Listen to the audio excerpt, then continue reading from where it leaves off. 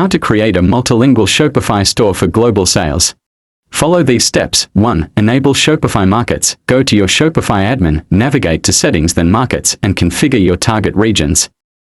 2. Use a translation app. Install apps like Shopify Translate and Adapt, Weglot, or Langify to translate your store's content.